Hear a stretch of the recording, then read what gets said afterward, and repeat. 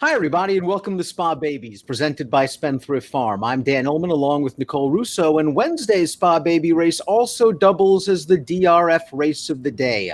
Let's throw up the field for the Grade 2 Adirondack Stakes. 6 juvenile fillies getting set to go 6.5 furlongs for $150,000, carded as race number 9 at Saratoga. You can download free formulator past performances for this race on the Race of the Day event page at DRF.com. Access them, handicap along with us, and Spendthrift Farm's Super Stallion Into Mischief, represented by the morning line favorite, the number 2, Make Mischief. Let's take this field in post-position order, Nicole, beginning with the number 1, Ava's Grace, 10-1 on the morning line, but a nice debut winner as we see at Ellis Park on July the 3rd. I like the way she rallies from off of the pace. She's 3 wide in the blue cap, striking the front right now. She drew the rail that day. It didn't bother her. She draws the rail again. This is a tougher spot, but I liked how she finished this race off. Yeah, and she finished well going 5 furlongs here at Ellis, now going 6.5. I think judging by her running style, that'll help her. She'll have to take a step forward from a buyer speed figure standpoint, but there's a lot to like about her debut experience, especially considering that she has that experience running from the rail. She's from the first crop of her sire, who was a graded winner at Saratoga, and he's one of several sons of leading freshman sire Uncle Mo, with multiple winners already in this year's freshman class. The number 2 is Make Mischief by Spendthrift Stallion Into Mischief. She has the best buyer speed figure in the field, the 70 earned, when being graded stakes placed earlier this Saratoga meet in the Schuylerville. She showed good speed that day. I would expect John Velasquez to make good use of that speed from this comfortable inside post position. A strong contender to be sure. Yeah, and she went from a state-bred maiden special weight win against her fellow New York brids to the Schuylerville, and while she was well beaten there, she did take a nice step forward from a speed figure perspective. I like that Johnny Velasquez is riding her back. Spendthrift's leading stallion and leading juvenile stallion Into Mischief crossed over a Speightstown mare. That's been a productive cross and a speedy cross, as you'd imagine. The best runners produced by that cross include Grade 1 winner Mia Mischief, and that cross has already produced a 2-year-old winner at this meet in Looking for Trouble last week. Very interesting entrant, and perhaps the X factor in this race is the number 3, Lilac Lace, a rallying debut winner to the tune of a $40 mutual in her career debut at Keeneland. But when you look at this pedigree, there is some dirtability here, and I'll say this about High Cotton. He doesn't get a lot of press as a stallion, but he does get racehorses. Yeah, he was a standout 2-year-old stallion in Florida, where I think the market is really geared toward that early success.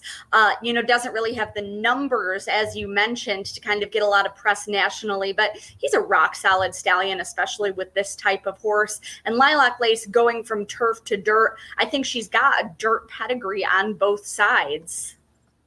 And like the number 1, Ava's Grace, she came with a nice late run in her debut, a very professional and precocious 2-year-old. The 4 is Thoughtfully, and she's a $950,000 daughter of the great Tappet. And you look at this pedigree, she's a half-sister to multiple black-type earners, including Annual Report, who is a 2-year-old Grade 2 stakes-winning sprinter. And Thoughtfully, it looked like from her career debut, you really couldn't ask for anything more. She blew that field away with a solid 64 buyer speed figure under only hands and heels urging, but it looked like Thoughtfully didn't inherit some of the typical Tappet quirks. She knew exactly what she was doing. She went about her business. She didn't get a little nutty out there on the track.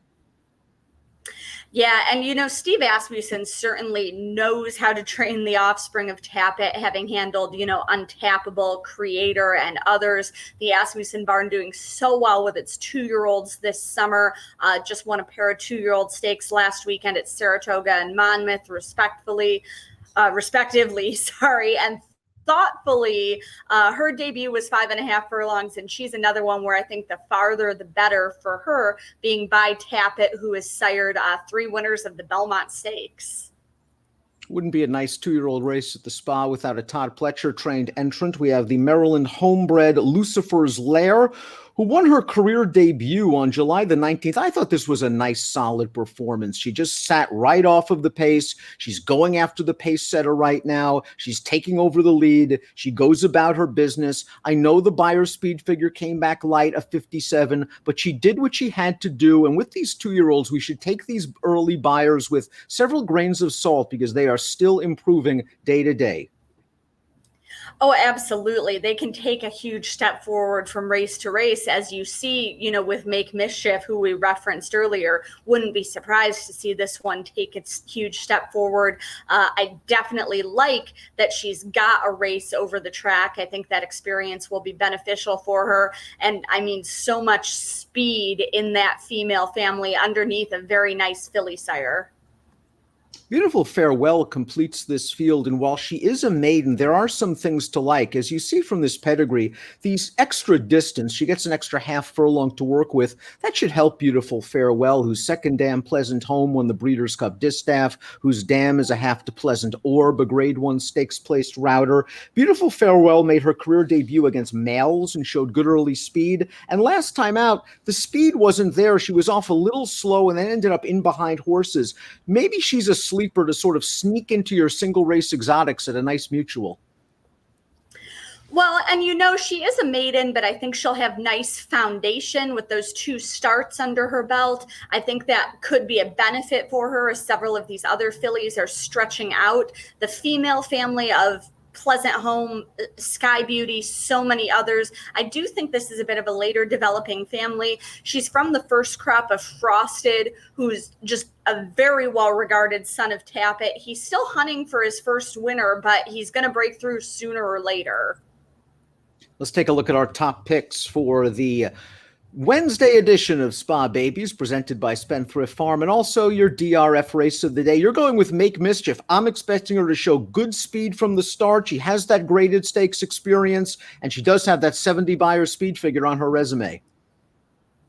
Yeah, and I really like her progression so far, improving from her first start to her second. I think she'll be able to use the speed her pedigree has gifted her with her drawdown toward the inside. But, that being said, Thoughtfully, who is your top selection, looks like a class filly, and, I have to factor her in as well. It'll be very interesting to see how they bet this race, whether Make Mischief goes off favored over Thoughtfully or the other way around. Either way, we have the same exact in different order. I like Thoughtfully's debut. I'm curious to see if she can take that necessary step forward. Steve Asmussen-trained 2-year-olds often do improve second time out. Nicole's going 2-4-5-1. I'm going 4-2-6-1. It's the Grade 2 Adirondack. It's your Wednesday edition of Spa Babies, presented by Spendthrift Farm.